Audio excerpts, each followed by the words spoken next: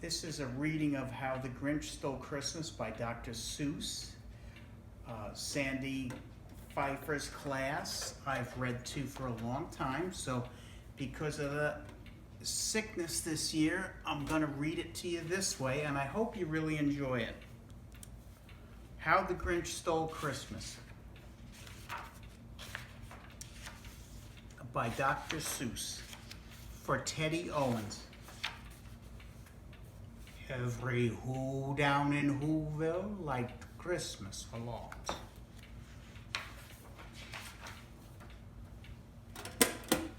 But the Grinch who lived just north of Whoville did not. The Grinch hated Christmas the whole Christmas season. Please don't ask why, no one knows quite the reason. It could be his head wasn't screwed on just right. It could be, perhaps, that his shoes were too tight. But I think that the most likely reason of all might have been that his heart was 2 sizes too small. But whatever the reason, his heart or his shoes, he stood there on Christmas Eve hating the Whos, staring down from his cave with a sour, grinchy frown at the warm lighted windows below in their town. For he knew every Who down in Whoville beneath was busy now hanging a mistletoe wreath. And they're hanging their stockings, he snarled with a sneer. Tomorrow is Christmas, it's practically here. Then he growled with his Grinch fingers, nervously drumming.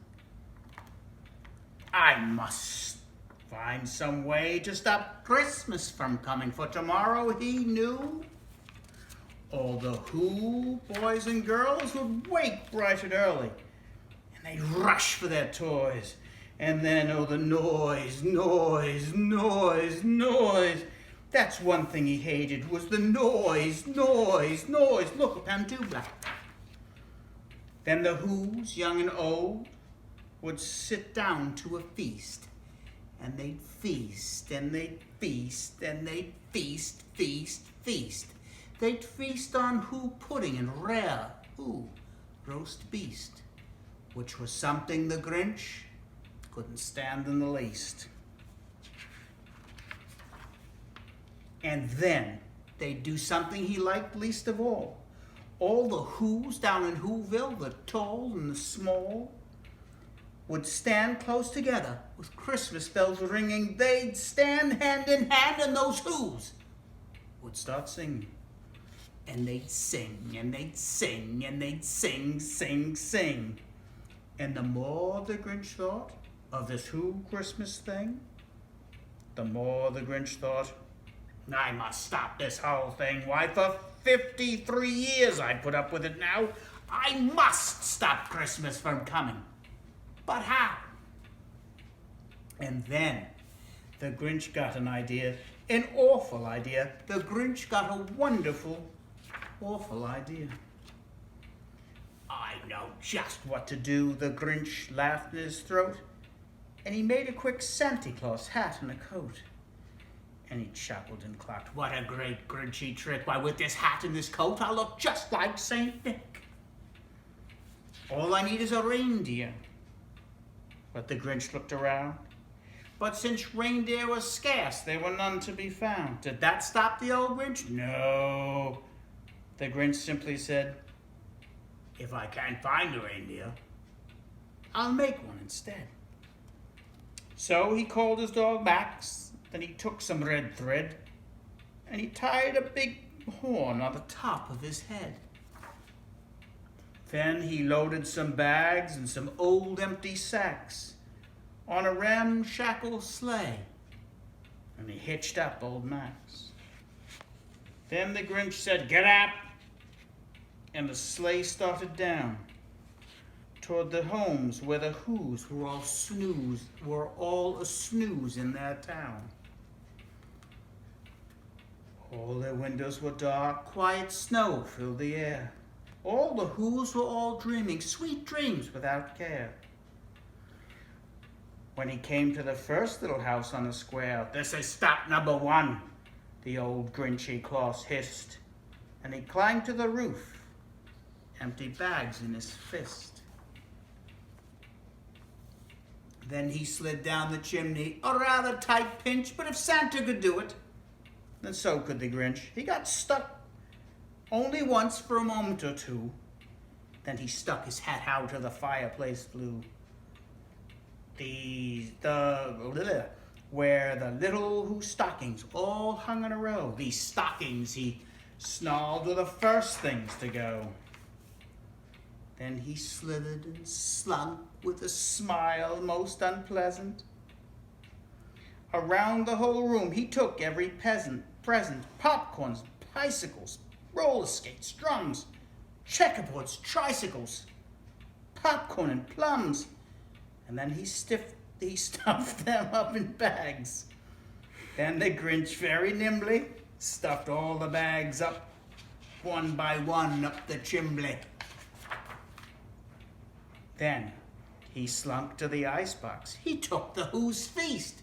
He took the Who's pudding. He took the roast beast. He cleaned out that icebox as quick as a flash. Why, that Grinch even took the last can of Who hash. Then he stuffed up all the food up the chimney with glee, and now, grinned the Grinch, I will stuff up the tree.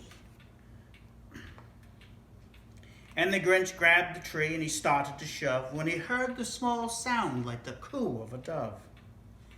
He turned around fast and he saw a small Who, little Cindy Hulu, which was no more than 2.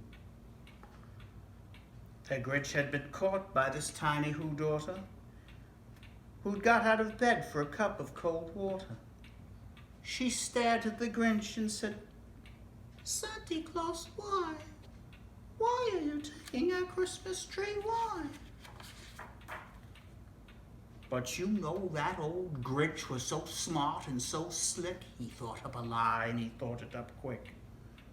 "Why, my sweet little tot," the fake Santa Claus said, "there's a light on this tree that won't light on one side, so I'm taking it home to my workshop, my dear.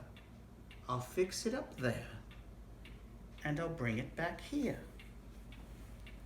And the fib fooled the child. Then he patted her head, and he got her a drink, and he sent her to bed. And when Cindy Lou Who went to bed with her cup, he went to the chimney and stuffed the tree up. Then the last thing he took was the log for their fire. Then he went up the chimney himself, the old liar. On their walls he left nothing but some hooks and some wire. And the one speck of food that was left in the house was a crumb that was too small for even a mouse. Then he did the same thing to the other Who's houses, leaving crumbs much too small for the other Who's mouses. It was dawn, all the Who's still abed, all the Who's still a snooze when he packed up his sled. Packed it up with their presents, the ribbons, the wrappings, the tags and the tinsel, the trimmings, the trappings. 3,000 feet up the side of Mount Crumpet, he rode with his load to the tip-top to dump it. "Po, po to the Who's," he said grinchishly humming. "They're finding out now that no Christmas is coming. They're just waking up. I know just what they'll do. Their mouths will hang open a moment or two, and then the Who's down in Whoville will all cry boo-hoo." "That's a noise," grinned the Grinch, "that I simply must hear."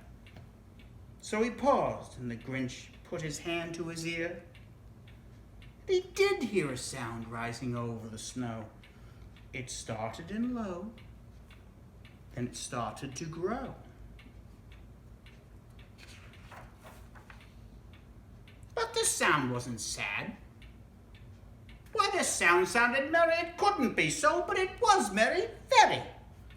He stared down at Whoville, the Grinch popped his eyes. Then he shook. What he saw was a shocking surprise. Every Who down in Whoville, the tall and the small, was singing. Without any presents at all. He hadn't stopped Christmas from coming, it came. Somehow or other, it came just the same. And the Grinch, with his Grinch feet ice cold in the stove, stood puzzling and puzzling. How could it be snow? It came without ribbons.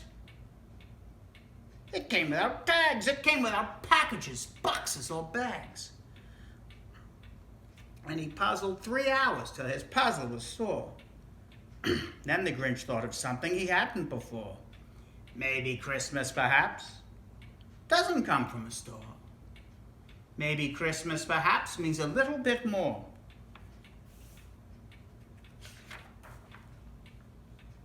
And what happened then? Well, in Whoville they say that the Grinch's small heart grew 3 sizes that day. And the minute his heart didn't feel quite so tight, he whizzed with his load through the bright morning light. And he brought back the toys and the food for the feast, and he the Grinch, he carved the roast beast. Happy Kwanzaa, Happy Hanukkah, Merry Christmas, Happy Holidays. Be careful out there.